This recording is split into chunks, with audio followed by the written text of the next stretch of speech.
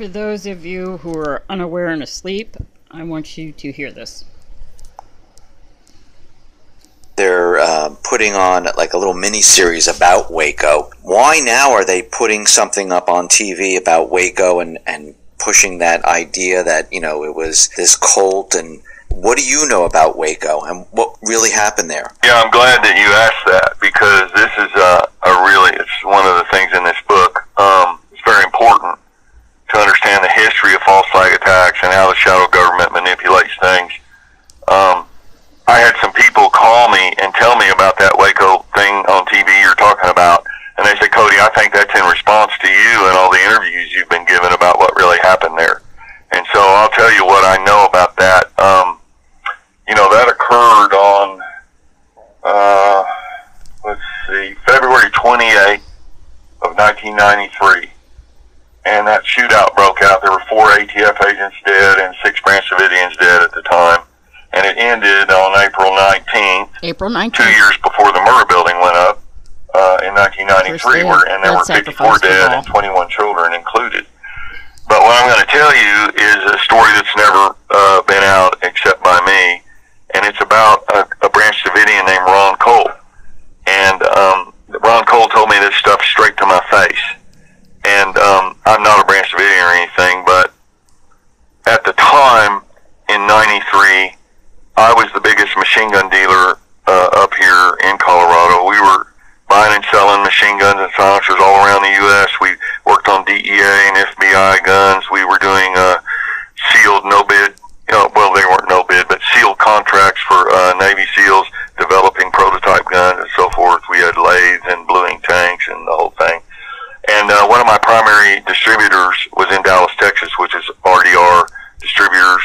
And the ATF came right after the Branch Davidian compound gunfight erupted.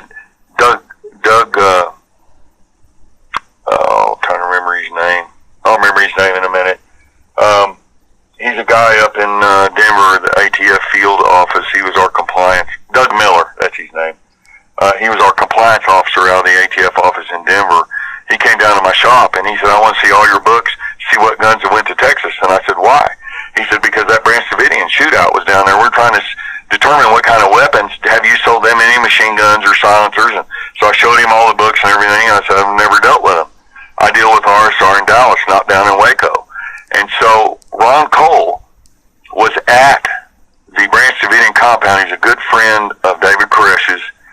And just before this shootout erupted, on February 28th of 93, Ron got a call from his mom down in Florida. She's real sick, old lady, and he flew down there to take care of her.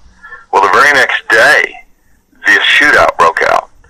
And he heard something about it preliminarily on the news, so he called David Koresh at the Branch Davidian compound before the feds cut the phone lines. And Koresh had just been in this gunfight and had been shot. But the phone lines were still up, and Ron asked him what happened. And Koresh told him that the ATF pulled up in trucks with cattle trailers behind them. And they were all unmarked. And they pulled out in front of the yard there, in front of the front door, and the Branch Davidian compound's dogs went running out there and was barking at them. And the feds just opened up on them and shot the dogs. And then they started shooting at the building. And so Koresh and some of the Branch Davidian guys returned fire, and the gunfight erupted where Koresh was hit. And so Ron Cole, then the phone lines were cut, and Ron Cole left his mother and flew immediately back there to Waco. But by that time, the feds had set their perimeter around the compound, and no one was allowed in or out.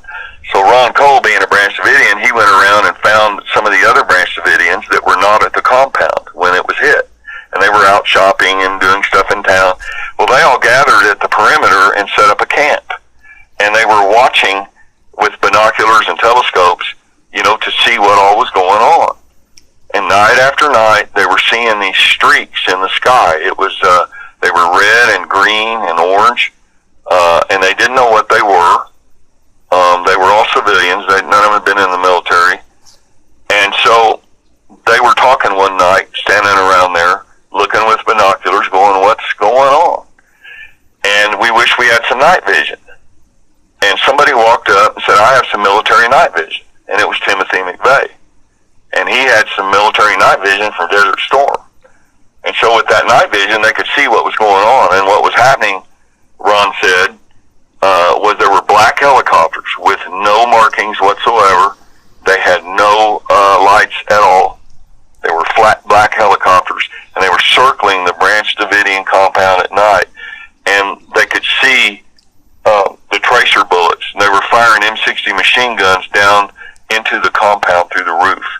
And they were abhorred when they saw all this. And they asked McVeigh, why are they doing that? And he said it's a standard Delta Force tactic or Army tactic.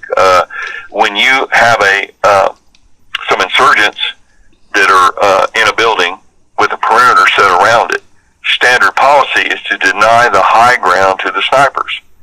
In other words, when you start machine gunning up the roof, it presses the shooters all down to the lower levels.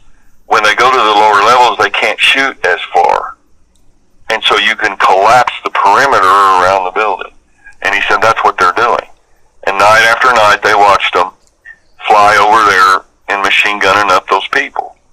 And they never knew later on, when that supposed fire broke out in April 19th of 93, never gave the people a chance to leave. All those people mostly had already been killed. And they started that fire to burn that compound down to cover up all the murders. And so Ron Cole, the victors, seeing all of this, story. He told me that he and the rest of the Branch Davidians that were out there were afraid the FBI was going to come kill them.